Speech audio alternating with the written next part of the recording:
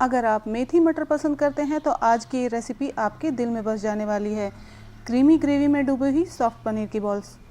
साथ ही कुछ टिप्स भी शेयर करने वाली हूँ, तो वीडियो को ध्यान से देखिएगा।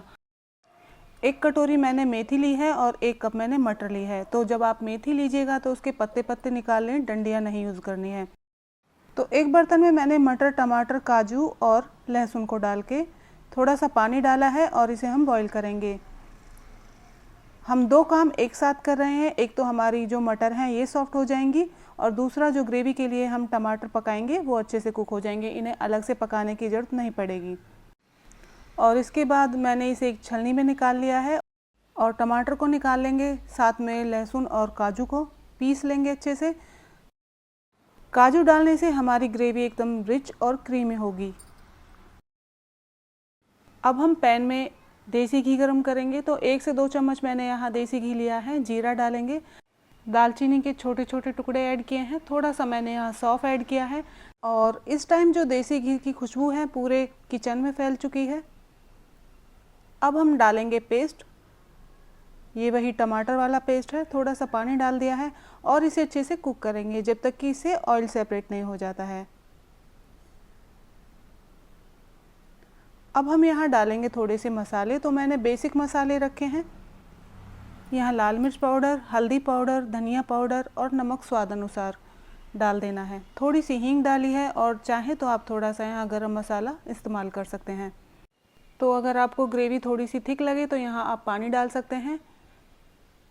मैंने यहाँ बिल्कुल 1 कप के करीब पानी ऐड किया है और इसे अच्छे से पकाएंगे। तो मैंने इसे ढक के पकने के लिए छोड़ दिया है।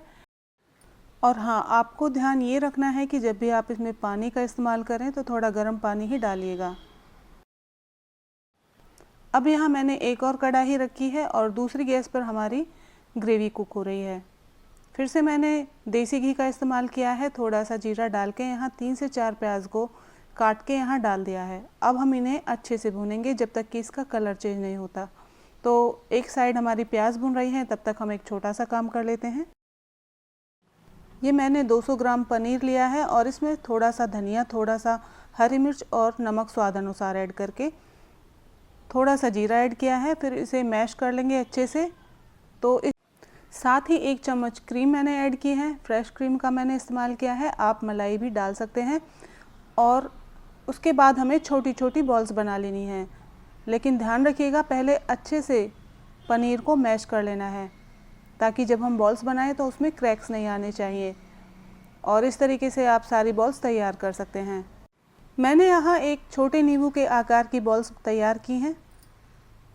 नमक का आप थोड़ा ध्यान रखिएगा क्योंकि हमने बॉल्स में भी नमक डाल दिया है। साथ में ग्रेवी बना रहे हैं उसमें भी मैंने नमक डाला है और जो प्याज भुनेंगी इसमें भी हम आगे नमक डालने वाले हैं। तो नमक थोड़ा ध्यान से डालिएगा। अब यहाँ देखिए प्याज हमारी अच्छे से भुन गई हैं। अब हम डालेंगे मेथी। पहले मेथी को अच्छे से धो लीजिए और उसके बाद हाथों से निचोड़ दीजिए। एक्स्ट्रा पानी निकालने के बाद आप यहाँ डाल दें और इसे इस स्टेज तक भूनना है। आप यहाँ देख सकते हैं। तो मेथी की कड़वाहट को बैलेंस करने के लिए मेथी को भूनना बहुत ज़रूरी होता है। साथ में डाल देंगे मटर।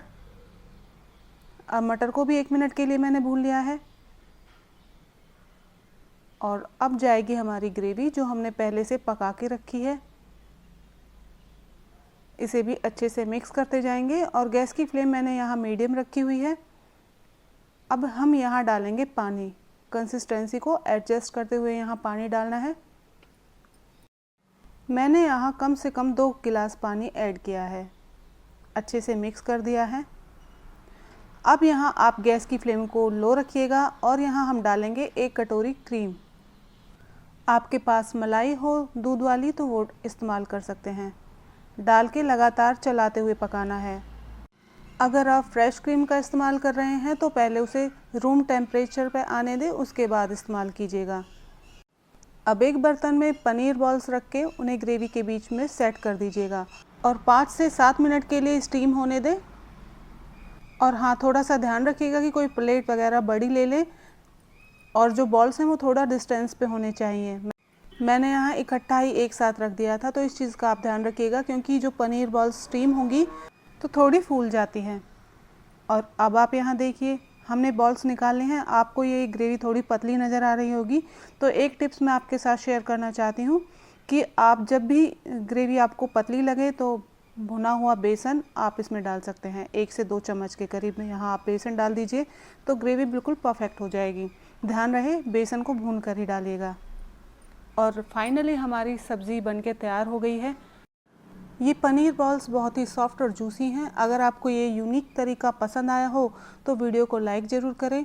कमेंट में बताइए कि आप ये पनीर बॉल्स कब बना रहे हैं, और प्लीज़ शेयर और सब्सक्राइब करना मत भूलिएगा। तो फिर मुलाकात होती है नेक्स्ट वीडियो में नई रेसिपी के साथ। तब तक के लिए बाय बाय।